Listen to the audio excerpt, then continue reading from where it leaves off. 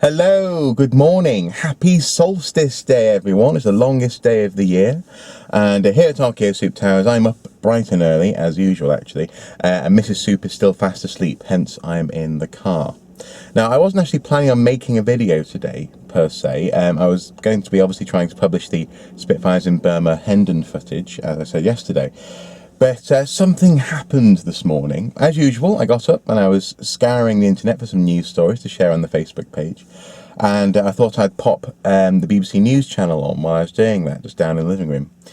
And there was a report, as always, from Stonehenge on the solstice. Lots of people having a great time. Some people conducting ceremonies, druidic ceremonies, and other people just enjoying the fact that there is this moment when the sun rises over the monument. And it all looks like great fun, actually. One day I may even try and go there myself for it.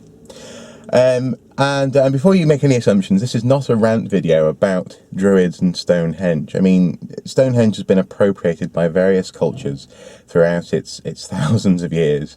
And this, in many ways, is just the latest appropriation. Despite ongoing tensions, for example, with Arthur Pendragon with regards to remains on the site, I have no problem with it. So you know, calm down if you think that's the case.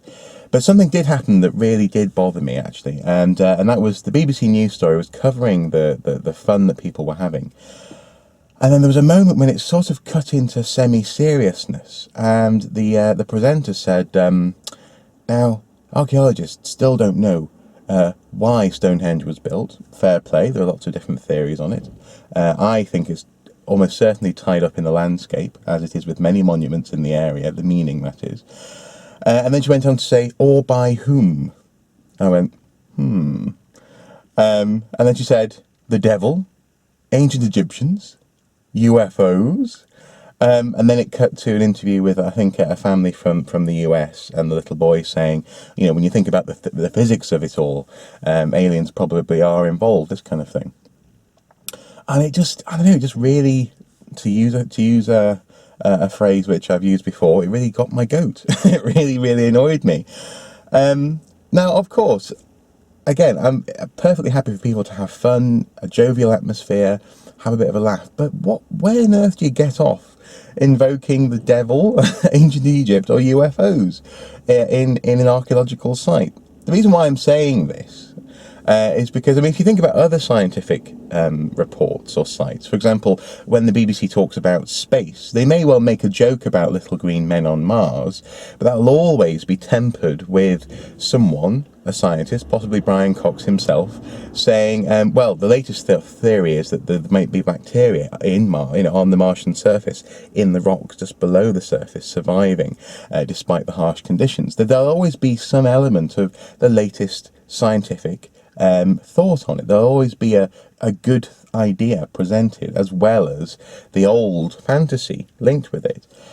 But for some reason, when it comes to the past, when it comes to archaeology, the BBC, other news stories feel that they can, news outlets feel that they can get away with, with just being, I'd say, bordering on disrespectful, actually, of the monument, of archaeology as a profession, but also of your intelligence, of my intelligence. People who are watching are expected just to swallow this this rubbish.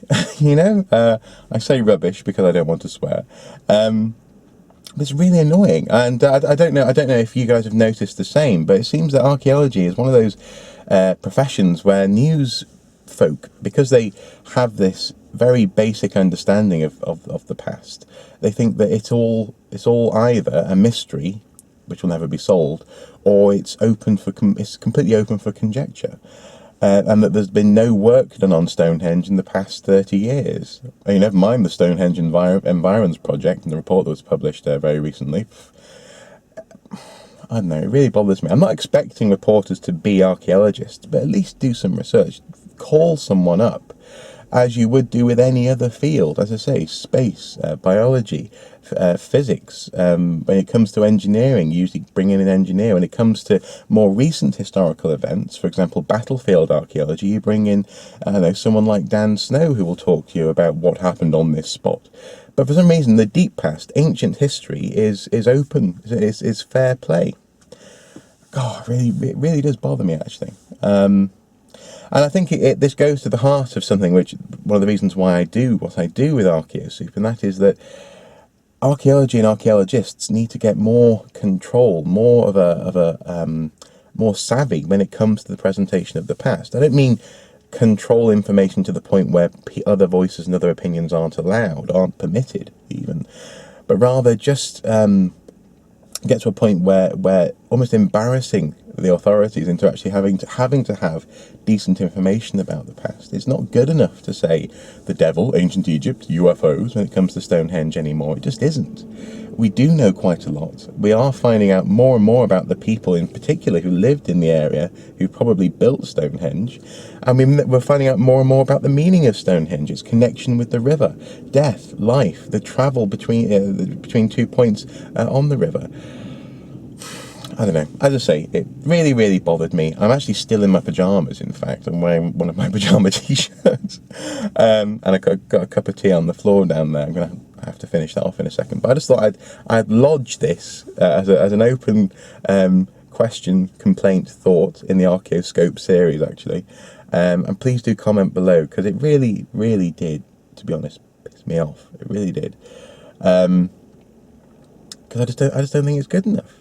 I just don't. I think we all deserve better access to historical knowledge, in particular when it comes to Stonehenge. Stonehenge is for our culture very much like as the lapis niger was for Romans in Rome. It's a touchstone to the past. It's something the Romans didn't fully understand, the lapis niger, but it was there, and it sort of gave them the sense that Rome had been there before Rome was Rome, because it had some archaic Latin or something inscribed on it. And Stonehenge is like that for most people in Britain. Most people in Britain don't know about it. They don't even necessarily know about the Neolithic per se, but it gives us it's an anchor for culture on these islands, or certainly in England. And we're doing ourselves a massive disservice, allowing this rubbish to circulate around the monument. I don't know.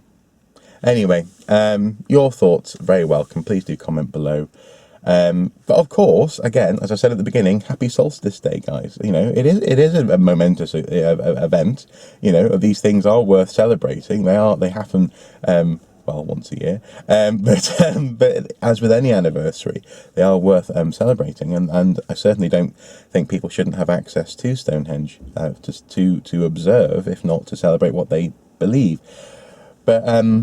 But yeah, just this rubbish, this outdated, puerile nonsense about Stonehenge, and the BBC is happy to let that fly when they wouldn't for any other type of science or any other type of historical period or any other outlet for knowledge where there could be an expert to interview. They'd usually talk to someone about it, or get someone bleary-eyed first thing in the morning like me going, oh well, Stonehenge is, you know, I don't know. Anyway, I'm going to go and finish my cup of tea, and hopefully Mrs. Soup isn't wondering where on earth I've gone. Until next time, guys, take care. Bye-bye.